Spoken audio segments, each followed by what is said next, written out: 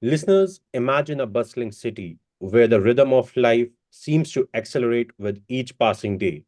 Amidst the chaos, there's a longing for peace, a yearning to reconnect with oneself. And in the heart of the city, amidst the concrete jungle, there lies a serene sanctuary, a heaven where individuals seek solace and rediscover harmony, the world of yoga. Welcome to We Are Listening, the podcast where we delve into the realms of holistic wellness to help you find your path to healing. I'm your host, Pulkit Garg, founder of Anya Wellness, and today we embark on a journey with a remarkable individual who ventured into the profound world of yoga, our guest, Pavan Vyas, a traveler, a seeker, and an innovator, will share his captivating journey of how he entered the world of yoga. And Pavan, let's start with your introduction. Hi, I'm Pawan, and I always try to, find the meaning in life by various means. And the concept of equilibrium that really fascinates me. So, be it a micro level or macro level, the journey towards balancing always keep me hungry for different experiences. And that was my motivator from my childhood to come out of my comfort zone and work towards something. So, if I start about my journey, it started after the engineering.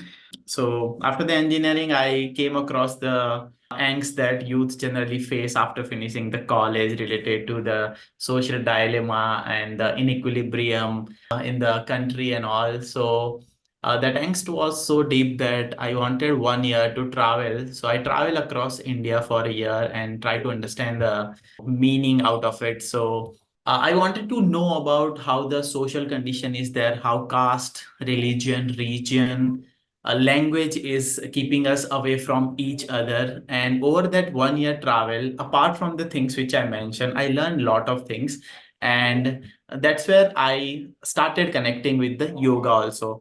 After the travel, I Mhm. work in IT sector for a couple of years. But after that, currently I'm completely towards the yoga. And apart from that, I have done some couple of business also, which is related to the climate change and sustainability. But why specifically yoga, Pavan? Like there are multiple modalities out there. Sound healing is there, Ayurveda is there, life coaching is there. Why specifically yoga? So yoga came to me from my childhood. So we used to do yoga in schools. And apart from that, during my college also I used to do, but that was irregular. But how I came to the yoga and not to the other things is there is a nice story which I still remember. So I have taken, as I told you, 1 year gap, and then due to the social imbalance I have seen in our country, I thought if I can try something to reduce it. It's not like I'm going to change the system, but it's like if I can create the dent in the system, right? So Mhm. that's where we started a cafe in Ahmedabad, and we make sure that we give the livelihood to the marginal community. So starting from the raw material to the end, we make sure that we work with the marginal community. So when I was walking in the cafe, so our cafe was very near to the Gandhi Ashram in Ahmedabad. So one day one Gandhian came and he told me the story, and which still stayed with me. And that's where I started going towards the yoga. So the story goes like this. There is a man, he was walking in the forest, and suddenly the elephant started chasing him. So the man went on the top of the tree. Now the elephant was so mad, it started shaking the tree. And the tree was strong, so man didn't fall from that. But the problem is there was a beehive there, and the bee started roaming around, and then bee started stinging the man. So above there is a bee, and down there is an elephant. But in between, when the bee came out of the hive, he started getting the honey out of it. So that started falling on his face, and then he started licking it, and it was so good. It was because, of course, honey is there, right? So this is just a story. It's not a real thing. But then suddenly there is this our mythological plane came, which is called Pushpak Viman, right? Because there is no way that we can save the man. So on the one side, the other side, elephant. So the Pushpak Viman came and they told that we came here to save you. So if you can come in this plane, we can save you. So what that man did is he was just staying there. They're like, just give me 2 minutes. I'll just lick the honey and then come. So they waited patiently. After that, again, after 2 or 3 minutes, they asked. Again, that guy is like, no, still I want to lick this. That happened for 5 or 6 times. And then they got frustrated and they left him. So after some time, that guy got so injured because of the bees, he fell from the tree and eventually he died. So this is very broad story, but you can connect with very, very different things. Like you can think elephant as a capitalist or capitalism and all. Bees also you can give something and all. But Mhm. what that Gandhian told me is the Pushpak Viman is the yoga. So what you're telling is you're definitely in your current life, you're going through your life, your journey and all. You're continuously leaking the honey that is there. That is the addiction which is given to you by your sensors. But if you are not going or embarking on the journey on the Viman, then you'll eventually die in the same scenario. So it's like if you believe in God or if you believe in supernatural power or if you believe in the higher conscious of yourself also. So Mhm. that if you want to achieve that, that's the way that yoga can give you. So that story still stayed with me, and that's where I started doing the yoga, and eventually I think yoga helped me a lot in so many ways. So that's how I ended up in yoga, and still the journey still goes on. That's amazing. And you rightly mentioned that it's important to embark on the journey. Until unless you don't get onto that journey, you don't experience it, you will never know what's going to be there on the other side. Even for me, journey has been a really crucial, aspect of me being able to introspect and take decisions. So journeys have really helped me also evolve as an individual and realize that what I'm doing is very close to my heart and it's my calling. So I owe it all to the journeys that I have taken, the different odysseys that I have been on. But Pavan, whenever we get onto these journeys, whenever we get onto the odyssey of self-realization, there are some misconceptions or myths that we encounter that have been left by people who were not able to complete the journeys, who probably gave up a little earlier, who were influenced by some other factors on the way.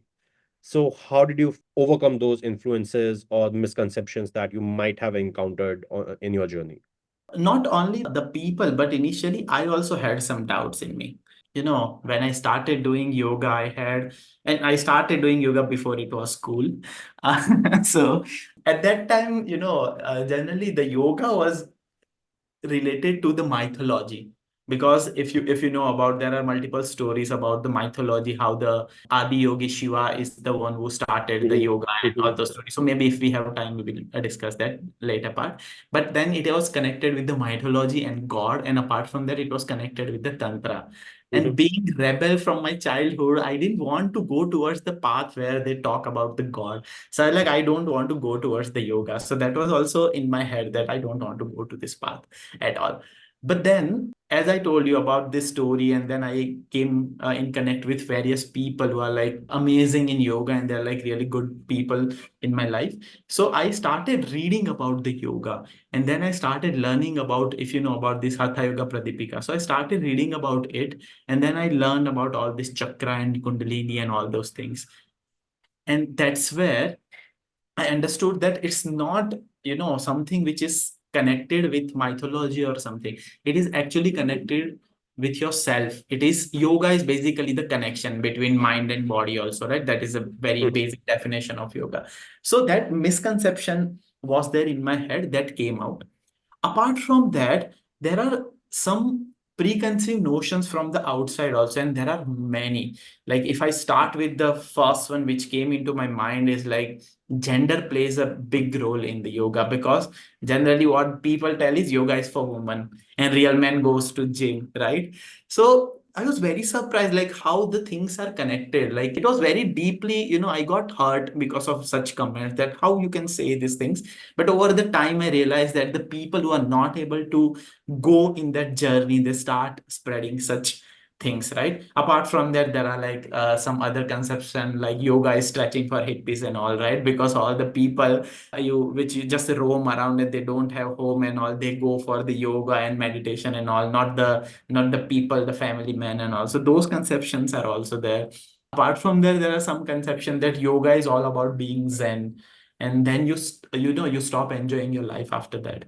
So these conceptions were there, but over the time, I as I told you, I had like I met amazing gurus in my life, and they taught me so many things in yoga that now these things are not even touching my heart or even touching my head also. It's just come and I just laugh and then go ahead. So that's how it is. But there are misconceptions from my side also and from the outside also. Why don't you share about the Adi Yogi journey that you were talking about, the origin of yoga? I would love to learn about that. I'm sure our listeners would be curious as well. So the story goes like this. And say if you start putting the logic in that, then you stop enjoying the story as we do in the childhood, right? In childhood, we used to enjoy the story because we were not putting all logic in that, right? Yep. So the story goes like this. That's the first person who started yoga is Adi Yogi, who is Shiva, right? Mhm. So there are total 84 legs asanas are there in yoga. So if you know about the mythology, there are like 84 lakhs yoni there, right? So you go through each and every yoni and then finally you become human, right? Yep. So Yep. for each and every animal, insects, birds, there is particular yogasana. So that's how this Mayurasana and all, which are very famous right now. There are Mhm. like 100 or 150 which are famous, but there are like 84 asana. So what happening is Adi Yogi was the one who was showing that to Patanjali, that how this yoga happens. So Mhm. 84 lakh, it's too much, right? So he was showing in a fast manner. And Patanjali was there, he was trying to understand that which are this yogasana and all. Mhm. Mhm. And at the same time, there's one more person was there who is called Bharat Muni.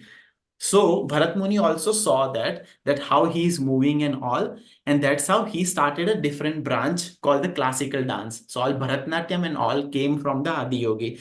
So that's where if you see Patanjali started the yoga and Bharat Muni started the classical dance, and they both came from the Adi Yogi. And that story was so fascinating for me. I was like, this Oh, is oh my god, this is amazing, right? yes, because if I'm not wrong, even in a lot of dance forms, Adi Yogi Shiva is worshipped as the highest being for attaining that direction and guidance in their dance form. Yes, exactly. So that's how, like the same thing. If you are going with the pause, that becomes yoga, and if you are going in the flow, that becomes the classical dance. Wow. Okay. That's something new that I learned today. I could never really find that relation, but yes, today I could understand that. Yeah. Wow, amazing. Well, but help me understand another point. If we go by the genders that we humans have created, Adi Yogi is ought to be a male. A male started yoga. It sort of gave its form today, what we know. But in today's, landscape, the yoga landscape, what I often see, and I might be wrong when I'm putting this across, but it has been my personal observation. I see very, very few males coming up in this profession. It's usually being, spearheaded by women as a lot. I see a lot of female yoga trainers out there, but I've seen very less male yoga trainers doing it as a proper profession out there as a livelihood. Why is that so? First of all, I'll start with the Adi Yogi. So we in yoga we don't call him as a male because we worship the half male and half female Yep. body of the Adi Yogi, which is like feminine and masculine energy both. And Yes. that is where the whole concept of balancing also come, right? So Mhm. there's an Ida and there is a Pingala, and then there is a balancing between that. If even if you think about your nostrils also, that you if you there is no balance, then it is always going to become a bit frustrated. You get frustrated very soon that if only one nostril is working and not other one, right? Mhm. At the Mhm. same time, they both don't work 50-50%. Always there is imbalance, but that imbalance should not be too much, right? So the one which we worship is the Adi Yogi with 50% masculine and 50% feminine energy. So that is first thing. Second thing is, I don't know, personally, I came across so many good yoga teachers who are male and female both. And in yoga, we generally don't go with gender. We go with the sexuality, which we call masculine and feminine energy, right? We go with the energy. So mostly I see the people who are in the yoga and who teach yoga, they have both energy at a in a very balanced manner. It's maybe 60-40 or 50-50 or around 55-45, something like that, because you need both energy. That's it. So yoga also, if you think about strength and flexibility, one goes toward masculine, one goes toward feminine. Then there is Ida and Pingla, that also goes masculine and feminine. So irrespective of gender, whenever I met any yoga teacher, I see that they mostly have both energy in balance. So that's how I see it. But I think coming back to your questions, I think personally, I feel if we directly talk about the gender, that women are more mature than men and they go towards the balance more than the men. That's what I have observed. I know I'm becoming a bit biased towards the gender, but that's what I have observed, and that is the reason I have seen that they get connected with yoga more than the men. That's how I see it. Maybe I'm wrong.